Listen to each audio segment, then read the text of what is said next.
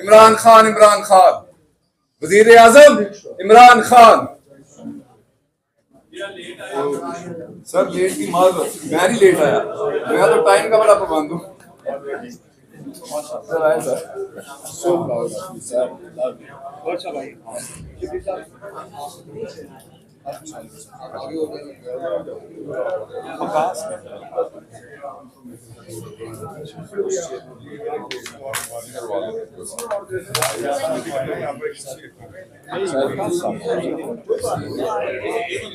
एक और वहाँ से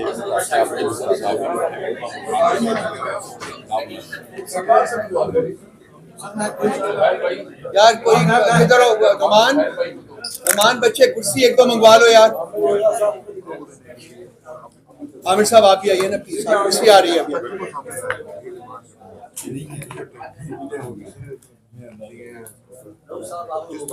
वापस एक बार फिर से हमारे दरमियान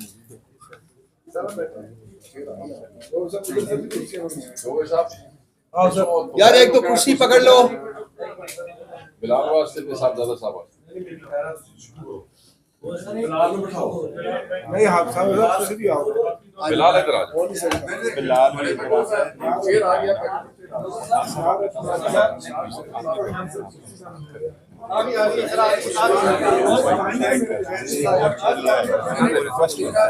टिका साहब ना ठो सर। और टिका साहब बड़ी जाती करने के बाद इधर बैठ दो। ला दो यार, ऊपर उठा के ले आओ, ऊपर उठा के ले आओ। इधर ले आओ ना, इधर एक कुर्सी ये कुर्सी एक इधर ले आओ। आमिर साहब आप बैठिए ना, आप तशरीफ रखिए।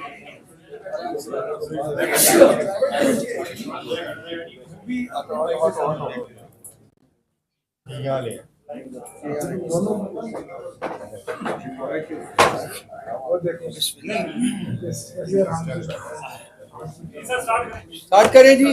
बिस्मिल्लाहिर्रहमानिर्रहीम। ओवर टू यू गॉड साहब, बिस्मिल्लाह कीजिए। अच्छा शुक्र। सॉरी जी, इजाजत, माफी का ख्वाहिशकार। रेडी हैं? बहुत मेहरबानी आप। चलिए। बिस्मिल्लाहिर्रहमानिर्रहीम।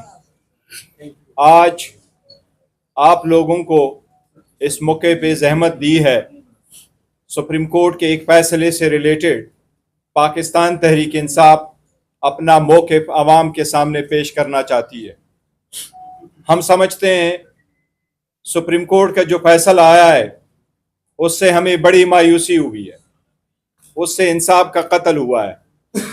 हमारे 4 सीटें एक स्ट्रोक के साथ किसी और पार्टी को देने की कोशिश की गई है। ये 3 सीटें नेशनल असम्बली की और 1 सीट प्रोविंशियल असम्बली की है। जो 3 सीटें नेशनल असम्बली की है उसमें 154 इन्हें 154 लोधरा वाली सीट हमारा राना फराज साहब की वो एमएनए है जो सुप्रीम कोर्ट के पहले डिसीजन में 39 एमएनए में इंक्लूड थे और उनका नोटिफिकेशन सुप्रीम कोर्ट के पहले ऑर्डर के मुताबिक 25 जुलाई को भी एज अ पीटीआई एमएनए हो चुका था। बाकी 2 एमएनए साहिबान इन्हें 79 गुजरांवाला से एहसान विर्क साहब और इन्हें 81 बिलाल साहब गुजरांवाला से, दोनों ने अपने एफिडेविट पीटीआई के हक में सबमिट कर दी थी। इनकी जो पिटीशंस है सुप्रीम कोर्ट के फैसले पे हम इतना ज़रूर कहना चाहते हैं कि पिटीशनें पेंडिंग थी। हमारे कैंडिडेट, हमारे एमएनए साहिबान रेमेडीलेस हो जाएंगे। इस वक्त वो किसी पिटीशन फाइल के मूड नहीं हो सकता, उनके बिहाफ से पिटीशन इलेक्शन ट्राइब्यूनल में नहीं हो सकता। इलेक्शन ट्राइब्यूनल में पिटीशनें पेंडिंग थी। बेहतर होता सुप्रीम कोर्ट डायरेक्ट करती कि वही पिटीशनों पे फैसले होते। इस स्टेज पे जबकि कंसोलिडेशन का प्रोसेस कंप्लीट हो चुका था, रिजल्ट टैली हो चुके थे, रिजल्ट अनाउंस और नोटिफाई हो चुके थे, एमएनए साहिबान ने ओथ ले लिए थे, इसी सरकमस्टांस में इसको रिवर्स करना हम समझते हैं इंसाफ के तकाज़ों के मुनाफी है। इसी तरीके से कई साजिशें पाकिस्तान तहरीक इंसाफ के खिलाफ हुई।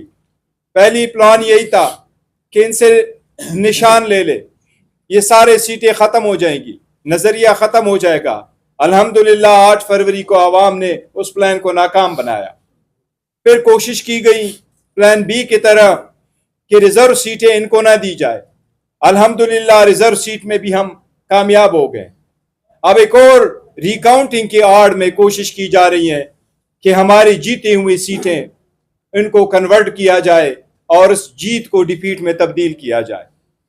ये ऐसी रिकाउंटिंग हुई थी कि मैं आपको बताऊं, लोधरा में जिस वक्त नोटिफिकेशन हुआ और नोटिस आया कि इसकी रिकाउंटिंग करे, तो एक दिन के अंदर अंदर 4 घंटे रिकाउंटिंग करके 14,000 हमारे एमएनए साहब के 1,34,000 से वोट कम करके 1,20,000 पे लेके आए। इसी तरीके से बिलाल एजाज साहब की पहले सीटें थी, तो ये गुजरांवाला की पहली वाहिद सीट है जिसमें से 17,000 वोट को इनवैलिड डिक्लेयर करा के किसी और कैंडिडेट के लिए मौका बनाया गया। हमें इस बात पे अफसोस है कि सुप्रीम कोर्ट को चाहिए था ये बड़े तनाजुर में देखते, इलेक्शन कमीशन के रोल को देखते। इलेक्शन कमीशन का रोल है कि फ्री, फेयर और ट्रांसपेरेंट इलेक्शन कराए। अगर इलेक्शन कमीशन उसमें नाकाम हो जाता है और वो तेलों का हिफाजत नहीं कर पाता, तो हाईकोर्ट का फर्ज बनता है कि उसमें इंटरवेंशन करे। इस सरकमस्टांस पे इसको वापस करना हमें विदाउट रेमेडी छोड़ दिया गया। हम अपना स्ट्रगल फिर भी कंटिन्यू करेंगे, लेकिन इस पे हमारे शदीद तहफ़्फ़ुज़ात है। एक बात जरूर कहें कि अब एक्सटेंशन की गुंजाइश किसी के पास नहीं है। हम हुकूमत से मुतालिबा करते हैं कि चीफ जस्टिस आने वाले की फिलफोर नोटिफिकेशन की जाए। जो लोग अपनी गिरफ्त दूसरों को डिफीट करवा के मजबूत करते हैं और जो लोग एक्सटेंशनों की आड़ में ये सब कुछ करते हैं, उनको सबक लेने चाहिए बांग्लादेश से। बांग्लादेश में अवाम ने बोला है, हल के खुदा को जब आप रोकेंगे तो खल की खुदा बोल उठती है। इंशाअल्लाह ताला ये मौका है, खल की खुदा बोलेगी इंशाअल्लाह ताला। और जो लोग पीटीआई के खिलाफ कंप्लेन कंस्पेरेसी कर रहे हैं, इंशाअल्लाह वो सारे नाकाम होंगे। शिवली साहब। शुक्रिया जी। बिस्मिल्लाह रहमान रहीम। अक्सर जो कानूनी पहलू था वो बैरिस्टर साहब हमारे चेयरमैन उन्होंने बता दिए आपको। देखें, अगर आप एक चीज का सिर्फ जिक्र करूं कि हम इसके खिलाफ रिव्यू फाइल करेंगे सुप्रीम कोर्ट में। जी, हमने ये देखा है कि जो 8 फरवरी का इलेक्शन था उसमें जो हुआ वो पूरी कौम को पता है। जिस तरह से हमारे उम्मीदवारों पे हमारी पार्टी का निशान ले लें, हर बहस बाहर तौर पे हर चीज़ में हमारे आगे रोड़े अटकाए गए। हम ये समझते हैं कि आज के फैसले के तनाजुर में कि जो 8 फरवरी को जो प्रोसेस शुरू हुआ था उसका ये तसलसल है। ये अगर आप इसको हर डेवलपमेंट को देखें तो उसका मकसद यही है कि किसी तरीके से भी पाकिस्तान तहरीक इंसाफ के कैंडिडेट्स जो फॉर्म 45, फॉर्म 47 के जाल से बच के निकल गए हैं, उनको किस तरह से घेरा जाए और उनके गिर्द क्या कौन सा जाल बिछाया जाए कि उनको वहां से जो अंदर हैं उनको वहां से बाहर निकाला जाए। और वो लोग जो कि अवाम जिनको रिजेक्ट कर चुकी है, जिसको कि हम फॉर्म 47 वाला, और उसमें से अक्सरियत इनकी बैठी हुई है, ये 17 सीटों वाले लोग हैं, और इनकी जो एक आर्टिफिशियल मैन्युफैक्चर्ड मेजॉरिटी बनाई गई है वो बुनियादी तौर पे हर कानून, हर इखलाकी, हर तरह से वो जायज़ नहीं है और उसको एक मैन्युफैक्चर किया जा रहा है। यानी कि पाकिस्तान के जो अवाम है उनकी कोई हैसियत नहीं है, उनकी दिया हुआ मैंडेट वो अपनी ताकत के ज़रिए डिस्ट्रीब्यूट कर रहे हैं ऐसी पार्टीज को जिन्होंने कि पाकिस्तान का बेड़ा गर्क कर दिया है। आप देखें कि जब ये इलेक्शन हो गया, इलेक्शन के रिजल्ट्स में ताखीर हुई, उसके बाद जो नोटिफिकेशंस हुए उसमें भी बड़ी लहतो लाल से और बड़ी उससे अयारी का मजाहरा किया गया। उसके बाद जब ये अनाउंस भी हो गया तो तब भी चैन नहीं आया, क्योंकि वो वाला हदफ हासिल नहीं कर सके जो कि हासिल करना चाहते थे। उसके बाद एक तो ट्रिब्यूनल्स बनने की बात हुई। जब इलेक्शन में जब डिस्प्यूट होता है तो ज़ाहिर ट्रिब्यूनल्स में आप जाते हैं। ट्रिब्यूनल्स एक कानूनी उनकी आईनी हैसियत है कि जो भी तनाज़ा हो वहां पे वो हल होता है। आपने देख लिया कि जो लाहौर हाई कोर्ट में जो जजेस, क्योंकि वहां पे ट्रिब्यूनल ज्यादा थे, बड़ा सूबा है, उसके ट्रिब्यूनल्स में जजेस की अपॉइंटमेंट पे एतराजात शुरू हो गए क्योंकि इनको अपने मर्जी के जजेस चाहिए थे। वो भी अभी तक चल रहा है और ट्रिब्यूनल्स अपने वो काम नहीं कर सके जो इनके मकसद के लिए वो बने थे, क्योंकि ये किसी सूरत में नहीं चाहते कि पाकिस्तान तहरीक इंसाफ को जो मैंडेट अवाम ने दिया है वो पाकिस्तान तहरीक इंसाफ को मिल सके, और उसके लिए हर हरबा इस्तेमाल किया जा रहा है। आपने देखा होगा पार्लियामेंट में पिछले दिनों में जो कवानीन पास हुए उनका क्या मकसद था। सुप्रीम कोर्ट में जो रिजर्व सीट्स हमारे लिए जो फैसला आ गया था उसको न्यूट्रलाइज करने के लिए पार्लियामेंट को इस्तेमाल किया गया। और पार्लियामेंट कब इस्तेमाल होती है? पार्लियामेंट तब इस्तेमाल होती है जब उसमें जो असल अवाम के नुमाइंदे वो न बैठे हों और वो लोग बैठे हों जो कि लाए गए हों, उनको जो हारे हुए हैं उनको जिताया गया हो। तो इसलिए वो ऐसे फैसले करते हैं जिससे कि इस पार्लियामान का जो इज्जत तौकीर और जो उसका मकसद है वो भी खत्म हो जाता है और पार्लियामेंट महज एक रबर स्टैंप बन जाती है। क्योंकि इनको पता है कि इन्होंने मसनूई तौर पे अपनी मेजॉरिटी की हुई है तो नेशनल असेंबली से भी वो निकाल लेते हैं और प्रोविजन ये अपने सेनेट से भी पास करा लेते हैं। ये जो खास तौर पे जो बिल अभी कानून में जो तरामीम की गई, ये तो एक अंधे को भी पता चलता है कि ये किस मकसद के लिए की गई है। पहले ट्रिब्यूनल्स में, फिर जो कोर्ट में जजेस की तादाद बढ़ाना, ये सारी चीजें, और हम वो काम नहीं कर रहे। हम हालांकि अफेक्टेड पार्टी हैं, हमने कभी भी न जजेस के खिलाफ कोई ऐसी वो जुबान इस्तेमाल की है, ना हमने सुप्रीम कोर्ट या हाई कोर्ट के इदारे को मुतनाज़ा बनाया है। लेकिन यहाँ पे तो सेनेट के फ्लोर को भी इस्तेमाल किया गया जजेस की तौकीर को बेतौकीर करने की। आपने स्पीचेस देखी होंगी जिसके बाद माफिया भी मांगी गई। ये वो लोग हैं जो कि लाए इसी मकसद के लिए गए हैं, जिन्होंने बुनियादी तौर पे इस मुल्क में आईन को एक खिलवाड़ बनाना है, कानून को एक घर की लौंडी बनाना है। अब आप देखें जो कमिश्नर थे पिंडी के, उन्होंने क्या कहा था, वो आज किधर है? हम कौम पूछना चाहती है कि वो किधर गए, उन्होंने क्या कहा था, उसकी तहकीकात होनी चाहिए। हम तो चाहते हैं कि हर चीज कानून और आइन के मुताबिक हो, और अगर आप जमहूरियत है तो उसमें फिर जो वोट अवाम ने दिया है, जिन कैंडिडेट्स को, जिस पार्टी को, जो कि हमारे केस में पाकिस्तान तहरीक इंसाफ को दिया है, इमरान खान को दिया है, उसको आप हर तरीके से आप उसका इहाता कर रहे हैं कि किसी तरह से भी वो न हो। जब ये होगा तो फिर आइन भी बेमानी हो जाएगा, कानून भी बेमानी हो जाएगा। और जब आप रिकाउंटिंग, अब हमारी पार्टी के कम से कम 60 के करीब हमने रिकाउंटिंग की एप्लीकेशंस दी हैं, पिटिशंस दी हैं, उस पर कोई फैसला नहीं हुआ, उस पर कोई कार्रवाई भी नहीं हुई है।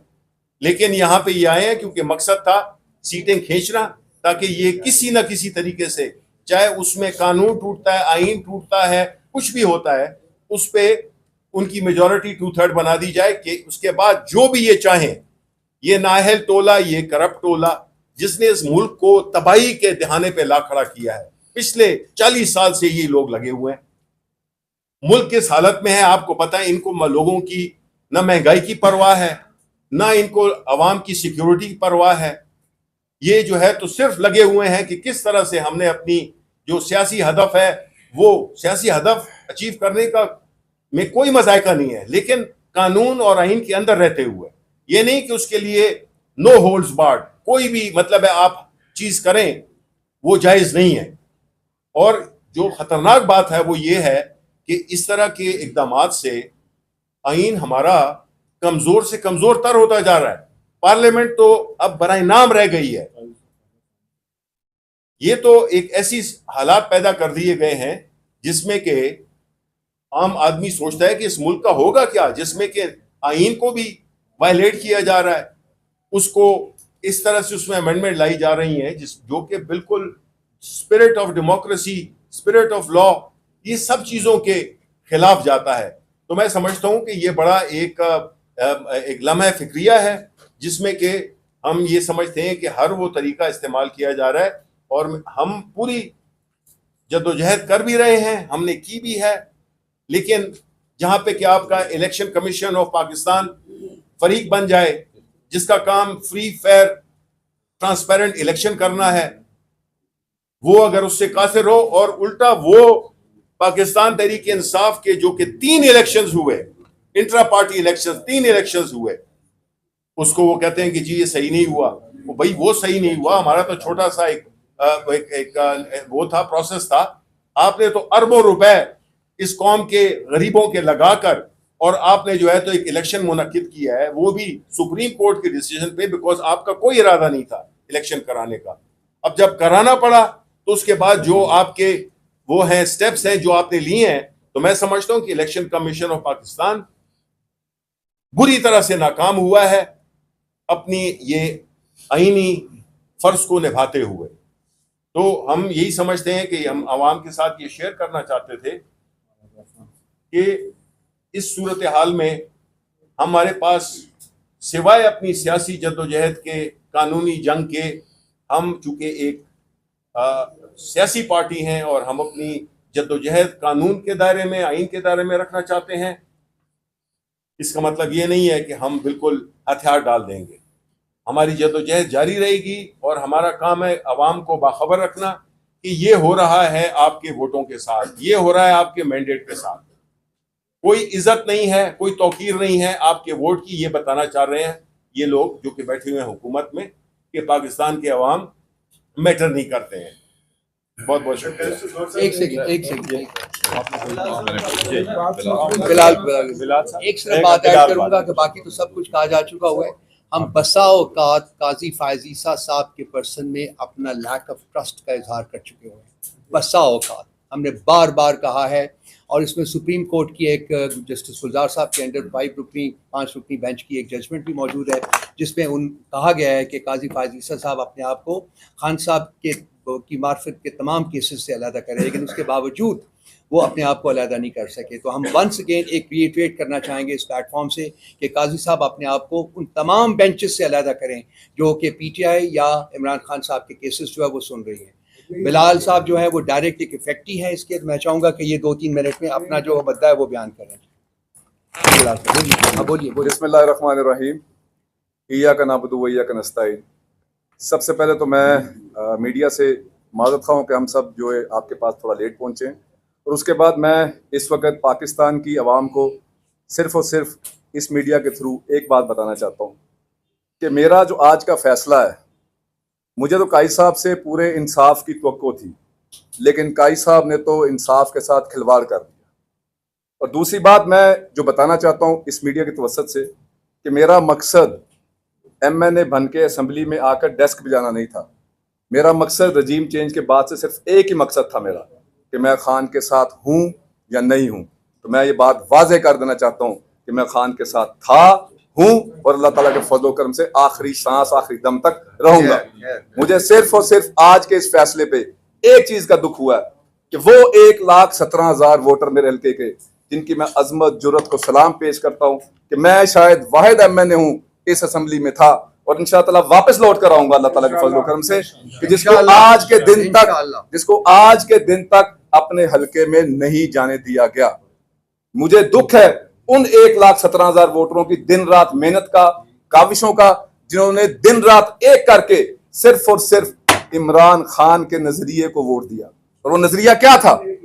वो नजरिया जिसके आज मैं और फराज नून शिकार हुए, वो नजरिया था कि इस मुल्क में कानून और इंसाफ का बोलबाला हो।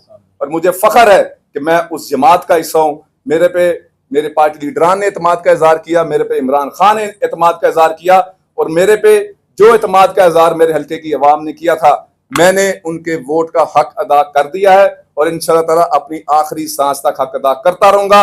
वजीर आजम कौन बचाएगा पाकिस्तान? और बाकी मेरी, क्योंकि जितनी भी ये पीछे एक्सरसाइज हुई है, मेरी भी बातें हैं मलिक साहब, बहुत सारी बातें हैं, क्योंकि मेरे लीडरान बात कर चुके हैं इसलिए मेरा बोलना बनता नहीं, लेकिन बहुत सारी बातें जो आप बीतती मैं बयान कर सकता हूँ, वो इस कमरे में मौजूद कोई शख्स बयान नहीं कर सकता। मैं वाहिद दूसरा एमएनए था जो दूसरी दफा डी सीट हो रहा हूं, लेकिन यकीन करें इनकी हर एक हरकत के बाद मुझे एक नया बूस्टर, एक नया हौसला, एक नया हिम्मत मिलती है। और अल्लाह ताला के फजल करम से मुझे ही नहीं, इस वक्त मौजूद पाकिस्तान तहरीक इंसाफ के वर्कर को दोबारा हर रोज इस मुल्क का बेसुदा और इस मुल्क का बेहाल सिस्टम निज़ाम जो है एक नया एनर्जी का इंजेक्शन, एक नई एनर्जी की ड्रिप लगाते हैं कि अगर इमरान खान नहीं आएगा तो ये मुल्क ठीक नहीं होगा। मेरे पे इस वक्त आज के दिन तक 47 FIR हैं। मैं सारे मीडिया को पता है कि मैं वाहिद एमएनए हूं कि जो अभी तक अपने हल्का, अपना जिला गुजरांवाला में नहीं जा सका। सिर्फ मकसद क्या है इनका कि इस तरह के हरकतें करने के बाद ये समझते हैं कि शायद इमरान खान के वर्कर, इमरान खान के MNAs MPs इमरान खान का साथ छोड़ जाएंगे। तो मैं ये बता देना चाहता हूं कि एक सीट क्या, ऐसी हजारों भी सीटें अल्लाह ताला के फजल करम से पाकिस्तान तहरीक इंसाफ के वर्कर भी और पाकिस्तान तहरीक इंसाफ के MNAs MPs सेंटर हजरात खान की जात से इस पाकिस्तान की खातिर वार के कुर्बान कर देंगे। बड़ी मेहरबानी, शुक्रिया। एक मिनट, एक आमिर साहब, एक मिनट। मैं सिर्फ ये कहना चाहता हूँ, एक दो नुक्ते हैं काजी साहब के साथ। मैं यहाँ काजी फाइज ईसा साहब के हवाले से हमारी जमात रिफ्यूजल की एप्लीकेशन दे चुकी कि आपकी जो स्टेटेड पोजीशन है और जो आपके जज्बात और एहसासात हमारी पार्टी के एग्जिस्टेंस के हवाले से है, वो मुख्तलिफ औकात में मुख्तलिफ जजमेंट्स और मुख्तलिफ केसेस सुनने के दौरान आप बिल्कुल पूरी कौम के सामने वाजे कर चुके हैं। और आपकी जो ख्यालात और आपकी जो ओपिनियन हमारी पार्टी के बारे में है, उसके वाजे होने के बाद क्या ये इखलाकन कानूनन क्या ये मुनासिब है कि उसके बाद भी आप बैठ के हमारे केसेस के बेंचेस में हमारे केसेस को सुने? तो हमने फिर भी और फिर फैसले करें, हमने फिर भी कानून के एहतराम करते हुए रिक्यूजल की एप्लीकेशन फाइल की पार्टी की तरफ से। और आप ये देखें कि वो एप्लीकेशन वसूल तक नहीं की गई और वो वैसे ही वापस कर दी गई, जैसे कोरियर से गई या जैसे हमने देने की कोशिश की, वसूल भी नहीं की।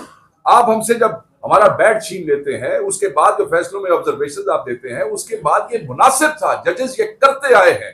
जिस वक्त इस किस्म का कॉन्फ्लिक्ट ऑफ इंटरेस्ट हो जाए, इस किस्म का चीज वाजे हो जाए, जजेस खुद अपने आप को बेंचेस से अलग कर लेते हैं। आपको तो ये नौबत भी नहीं लानी चाहिए थी कि हमें दरखास्त देनी पड़ती चीफ जस्टिस ऑफ पाकिस्तान पे रिक्यूजल के हवाले से, मगर आपने हमें मजबूर किया जब आप अपने आप को जबरदस्ती उन बेंचेस के साथ आपने अटैच किया कि हमने आपको लिख के दिया, मगर आपने उसको वसूल करने से भी आपके इदारे ने और आप लोगों ने इनकार किया, नहीं ली। मैं ये समझता हूँ ये नामुनासिब था और हम ये समझते हैं कि आज अगर आप इस बेंच का हिस्सा ना होते तो फिर फैसला भी शायद कुछ और होता। और हम ये हक बजाने में कहने पे, क्योंकि हम कह चुके हैं कि आप पे हमें एतमाद नहीं है, बार बार कह चुके हैं हमें आप पे एतमाद नहीं है, ये आपने बड़ा जुल्म किया है, बड़ी ज्यादती की है, आपको बेंचेस से अलग कर लेना चाहिए था।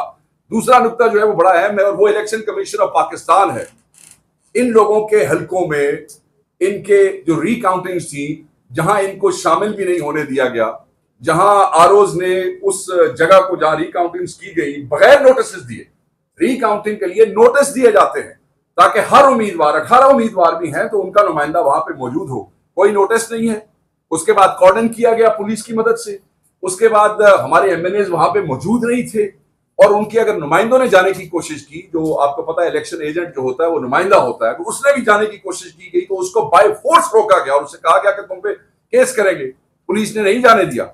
इस दौरान मुझे याद है कि ना सिर्फ वहां पे हमने कोशिश की, यहाँ इलेक्शन कमीशन ऑफ पाकिस्तान में बिलाल एजाज साहब थे, दूसरे MNA भी मेरे साथ थे, मैं खुद इलेक्शन कमीशन के ऑफिस जिस वक्त वहां पे वो ठप्पे लग रहे थे और जबरदस्ती गैर कानूनी तौर पे वो थैले खोले जा रहे थे, आए ये और हम 2-3 लोग इलेक्शन कमीशन के ऑफिस गए। सेक्रेटरी इलेक्शन कमीशन को फिर कानून का एहतराम करते हुए हमने एक एप्लीकेशन दी कि जनाब ये गैर कानूनी अमल हो रहा है, वीडियो शेयर की सेक्रेटरी के साथ, मैं खुद वहां पे मौजूद था कि आप कोई एक्शन ले, मगर नहीं लिया गया। हम ये तवक्को कर रहे थे कि जिन लोगों ने कानून तोड़ा है, आईन की खिलाफ वर्जी की है, उन आरओज को सजा मिलेगी। इलेक्शन कमीशन की जिम्मेदारी थी कि उन आरओज को सजा देंगे, इलेक्शन कमीशन की जिम्मेदारी थी कि उस DPO को नौकरी से फारिग करवाते, इलेक्शन कमीशन की जिम्मेदारी थी कि उस डिप्टी कमिश्नर को नौकरी से फारिग कराते।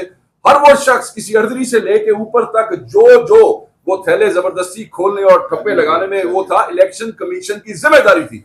हम इलेक्शन कमीशन को इसका पूरा हिस्सेदार समझते हैं। हम ये समझते हैं कि ये सारी बुनियाद जो रखी गई, ये जो 2/3 दिलाने के हवाले से, मैंडेट चोरी करने के हवाले से, उसमें इलेक्शन कमीशन को हमारी एप्लीकेशंस के ऊपर एक्शन लेना चाहिए था। ये उनकी जिम्मेदारी है। इतना बड़ा इलेक्शन कमीशन, इतनी बड़ी बड़ी तनख्वाहें, इतनी मुराद, पूरे 5 साल बाद एक इलेक्शन, ये सिर्फ इसलिए दिया जाता है कि अगर इस किस्म की गैर कानूनी हरकत हो वो कोई एक्शन दे लेते, कोई हल्दे जुलदे तो सही, ये हल्ले जुले भी नहीं। आखिरी बात करूंगा, लियाकत चट्ठा ही सेड कि फांसी लगानी चाहिए। पता है ना आपको, याद है आप दोस्तों को, एक आदमी कहता है कि 2 बंदों को आप फांसी लगा दें, जिसमें वो चीफ जस्टिस का भी जिक्र करता है, चीफ इलेक्शन कमिश्नर का भी जिक्र करता है। आप उसको क्यों नहीं बुलाते, क्यों नहीं अदालत में पेश करते, क्यों नहीं उससे इंक्वायरी करते, क्यों वो गायब है, उसको प्रोड्यूस करें, उससे पूछें कि उसने इतना बड़ा इल्जाम, एक कमिश्नर लेवल का आदमी जो है, चीफ जस्टिस जैसे बड़े ओहदे के ऊपर, चीफ इलेक्शन कमीशन जैसे जिम्मेदार आदमी को इतना बड़ा इल्जाम। सो ये जुल्म है, ये ज्यादती है, ये ब्रुटैलिटी है, ये बदमाशी है, और आप लोगों को मजबूर कर रहे हैं, अवाम को मजबूर कर रहे हैं। एक फैसला सुप्रीम कोर्ट देती है, उसके खिलाफ लेजिस्लेशन जो है वो आप खड़ी कर रहे हैं, और वो लेजिस्लेशन से अगर आप समझते हैं कि शायद सुप्रीम कोर्ट हटा देगी तो किसी दूसरे तरीके से फिनिश, ये नामुनासिब है। मैं फिर कहूंगा कि अपने इन अदाओं पे, अपने रवैयों पे, ये जो डिक्टेटोरियल एटीट्यूड्स हैं, इनके ऊपर इन तमाम इदारों को रिव्यू करना चाहिए। मत इंतशार, ये लोग कहते हैं ना इंतशार होता है गलत फैसलों से, जजों के फैसले बोलते हैं, और ये फैसला तो जो बोल रहा है वो सारी दुनिया देख रही है। और मंसूर अली शाह साहब का नोटिफिकेशन करें, एक दिन जिसमें वो नोटिफिकेशन डिले होगा, उससे हमें आपकी इंटेंट का पता लगेगा। मैं सिर्फ एक बात करूंगा कि मेरे साथियों ने बात की, विकास साहब ने, सबने, शिपली साहब ने, रजिस्टर गौहर साहब ने, रऊफ साहब ने, कि चीफ साहब आप सबसे बड़ी अदालत के काजी हैं। आज तक आपने जितने फैसले किए हैं उन फैसलों में ना कोई इंसाफ है, ना कोई कानून है, ना उसके तकाजे पूरे हुए हैं। उनमें तासुब है, जाती अनाद है, पसंद नापसंद है, कॉन्फ्लिक्ट ऑफ इंटरेस्ट है। आप भाषण देते हैं अदालत में बैठकर, हमने आपके कई केसेस सुने हैं कि आप बड़े असूलों की बात करते हैं। असूल ये बनता था कि जब आपने बल्ला हमसे छीना, हमसे स्पेशल सीट के मुकदमे में आप हमारी मुखालफत में थे, आज फिर आपने फैसला हमारे खिलाफ किया, असूल ये बनता है आप उस बेंच का हिस्सा ना होते।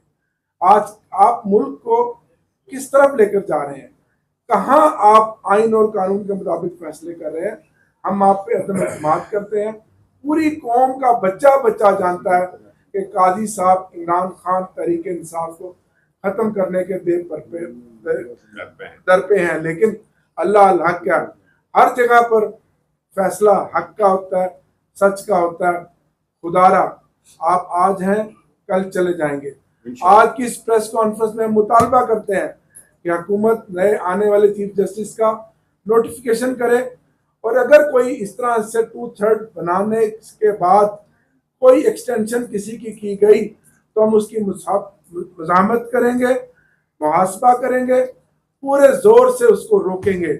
और साथ ही आखिरी बात, हमारे हाजी इम्तियाज MNA साहब, जिनका जुमे वाले दिन 9 तारीख के इजलास के लिए स्पीकर ने प्रोटेक्शन ऑर्डर जारी किया, उनको असेंबली में इजलास के लिए हुकूमत ने पेश नहीं किया। झूठ बोला। अब 13 तारीख कल के लिए एविएशन के स्टैंडिंग कमेटी के चेयरमैन ने उनका प्रोटेक्शन ऑर्डर जारी किया हुआ है, लेकिन उनको कल पेश नहीं किया जा रहा। ये इतना जुल्म और बर्बरियत है, ये जुल्म की स्याह रात है। आखिर एक दिन चला, इसका सुबह होनी है, सवेरा होना। और कल रात से 13 अगस्त की शाम जो पूरी कौम एक रैली मनाना चाहती है, आज़ादी की रैली, अपने जज्बात का इजहार करना चाहती है, जो मैं पाकिस्तान के ऊपर कल से पंजाब में फस्तायत, गुंडागर्दी, बर्बरियत का मुजाहरा पुलिस कर रही है। हमारे कारकुनों को गिरफ्तार किया जा रहा है, डोर नॉकिंग हो रही है। रात के तक सैकड़ों कारकुनों को गिरफ्तार किया गया कि क्या ये कौम अपनी यौम आज़ादी भी बनाए, 14 अगस्त भी ना बनाए। मैं यहाँ पर ख़ास तौर पर अपने भाई बिलाल इजाज साहब को, अपने MNAs और MPs को खराज तहसीन भी पेश करता हूँ, और इनको ये इस चीज़ का इजहार करता हूँ कि हम सब पूरी पार्लिमानी पार्टी तहरीक इंसाफ आपके साथ है, और इंशाल्लाह आपको इंसाफ मिलेगा। और आपके 1,17,000 वोटर्स ने जो आपको मैंडेट दिया, इंशाल्लाह वो मैंडेट इस असेंबली में जरूर बोलेगा। गौर और साहब आप अपने हल्के गौर से साहब आप बोलेगा। पार्टी के चेयरमैन भी हैं और एक अच्छे लायक भी हैं, एक अच्छी टीम है आपके पास, तो क्या आप चीफ जस्टिस साहब पाकिस्तान